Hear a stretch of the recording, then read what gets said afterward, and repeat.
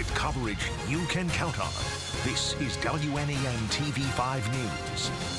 Students, staff, and community members in East Lansing are preparing to recognize a very grim date this week at Michigan State University. This is a Monday morning. Thanks for joining us for TV5 Wake Up. I'm Blake Keller. And I'm Sierra Cersei. Tomorrow marks 1 year since the tragic shooting on MSU's campus. And right now we take time to remember the 3 students who lost their lives on that tragic day.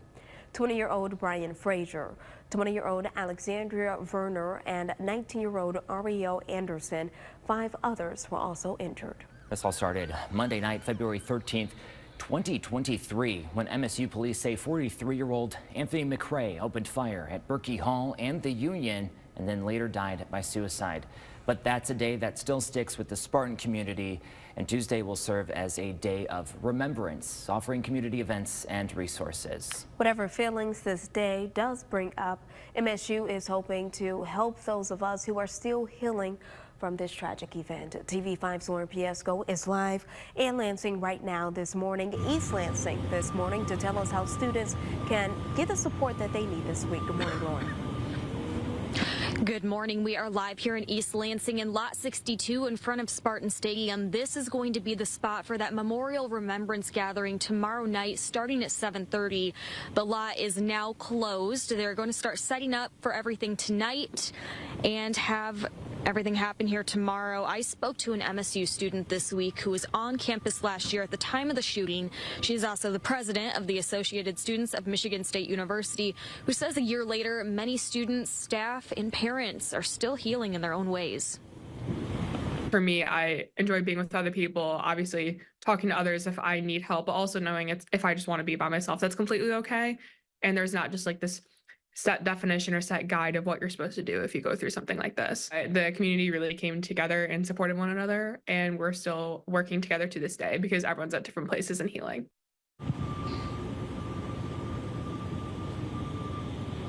If you're an MSU student in need of mental health resources or just want someone to talk to right now, their crisis services and counselors are available 24/7. You can just call their number at 517-355-8270 and press 1 to speak with a counselor. Once again, that number is 517-355-8270. And the Spartan Strong Fund, of course, which has raised over $2 million so far from over 4,200 donors, helping students pay for their mental health resources and get a refund for those. Live in Lansing, Lauren Piesco for TV5, sending it back to the studio. All right, Lauren, sounds good. Thank you for that. We have the events listed on our website right now as well. This week also happening, new gun safety laws are taking effect in Michigan. The laws surround safe storage and who can and cannot have a gun.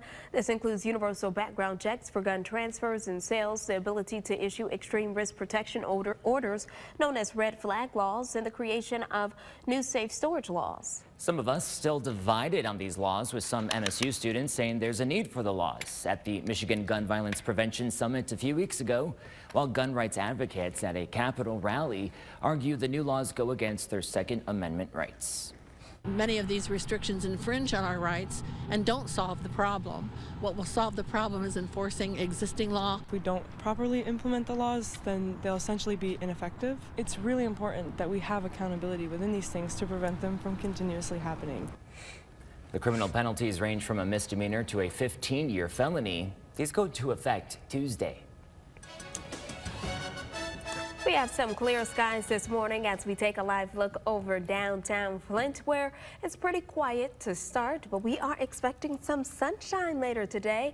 Right now, let's go ahead and turn to First Alert meteorologist Matthew Mondro for what else we can expect. Good morning, Matthew. Good morning, Sarah. This morning we are expecting some very quiet weather on our roadways. Just with that clearing moving from west to east, temperatures are a bit varied for us. So closer to Mount Pleasant, that's one of the coolest temperatures we have right now, 22. Then we have 23 in Midland. Notice still 31 though in Port Hope and in Sandusky. We see temperatures in the middle 20s right now in Flint. Your day planner for Flint's looking very bright though. Plenty of sunshine, especially compared to the weekend. Highs in Flint up to around 42 this afternoon. And despite still being nearly 20 degrees cooler than Thursday and Friday of last week, these temperatures today are actually still 10 degrees above normal for this time of year. But it's pretty quiet weather all the way through Wednesday, giving you the first alert right now that we are seeing developing snow potential for Thursday. We'll take a look at that in your full first alert forecast coming up. Your live on time traffic map sponsored by Mid-Michigan Toyota dealers. repairs, not showing any crashes in mid-Michigan so far. We'll go ahead and zoom in towards the Lake Fenton area. This is due to a roadwork project replacing a water main along Torrey Road on the northbound side. So the northbound side is closed between Lowring Road and Thompson Road. Towards Lansing, we're all clear that way if you're traveling I-69, and towards Metro Detroit, it's looking great in that direction as well. Blake's here. Over to you. Appreciate it, Matthew. Thank you. The man accused in a New Year's Day shooting is back in court today. 32-year-old Zachary Rodriguez facing felony charges, including murder for the killing of James Rodriguez. Rodriguez will appear in court for a preliminary exam at 2:30 this afternoon. Stay with TV5 for any updates.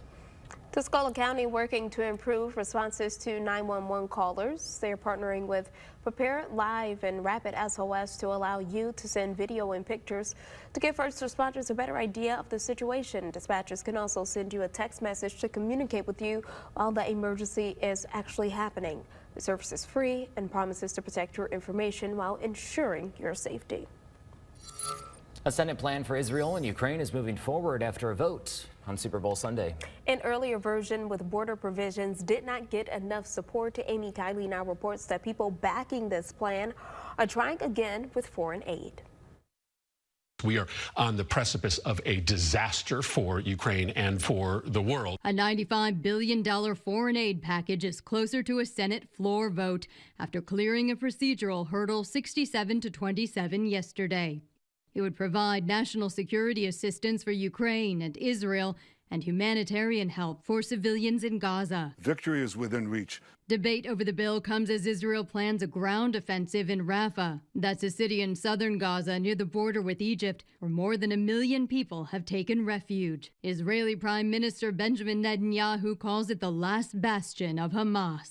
Those who say that under no circumstances should we enter Rafah are basically saying, lose the war. Netanyahu promises to evacuate civilians from the area, but advocates say they have no place left to go. I believe the Israelis have the ability to do it, especially with our resupply role that we're going to play. As for aid to Ukraine, Republican support is wavering. Former President Donald Trump is urging senators to make any foreign aid alone and saying he'd tell NATO allies behind on contributions. No, I would not protect you. In fact, I would encourage them to do whatever the hell they want. You got to pay. Still, senators continue to negotiate amendments for the aid package. We're going to keep working on this bill until the job is done. I'm Amy Kiley reporting.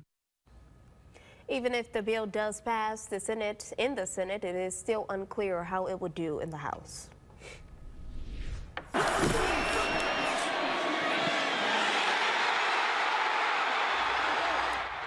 You saw it right here on TV5, the reigning Super Bowl champs, Kansas City Chiefs, claiming the Vince Lombardi Trophy once again at Super Bowl 58 after a come-from-behind victory. Chiefs and San Francisco 49ers playing into overtime, with quarterback Patrick Mahomes hailed as the Super Bowl MVP for the third time.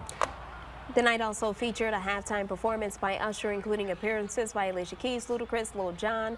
The event kicked off with the Black National Anthem, Lift Every Voice and Sing by Andra Day, America the Beautiful by Post Malone, and Reba McEntire sang the national anthem.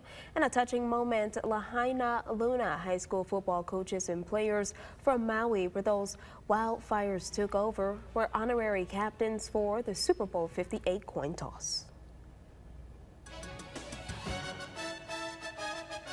Before this Monday, a pretty nice start across mid-Michigan so far. Clearing skies, no rain or snow in the forecast for this morning, so bus stops are going to be in very nice shape. In your Bus Stop Kids Cast this morning, we're featuring twins Parker and Peyton. They definitely need the jackets for this morning, possibly a pair of gloves too, with these temperatures falling into the 20s. By the afternoon, though, those bus stops into the lower 40s with mostly sunny skies. Sarah, Blake, we'll send it over to you. Appreciate it, Matthew. Thank you. And also that Kids Cast, we want your students and kids to be a part of the First Alert Bus Stop Kids Cast. So all you got to do, scan the QR code you see on your screen and submit a picture of your kid. But you can also submit photos to our Photos and Videos tab on WNEM.com. TV5 News Time this morning at 6:08. The right to work repeal takes effect this week. Why unions say this will benefit workers in Michigan. A shooting near a Texas megachurch. The new details investigators are learning about the woman accused. Got a live look at US 10 right here. We got some nice flow of traffic and clear conditions, so drive safe. If you need to get some gas this morning, look at your average prices across the region. We have more stories for you, like Jelly Roll's visit to Genesee County Jail from December. Deeper look next.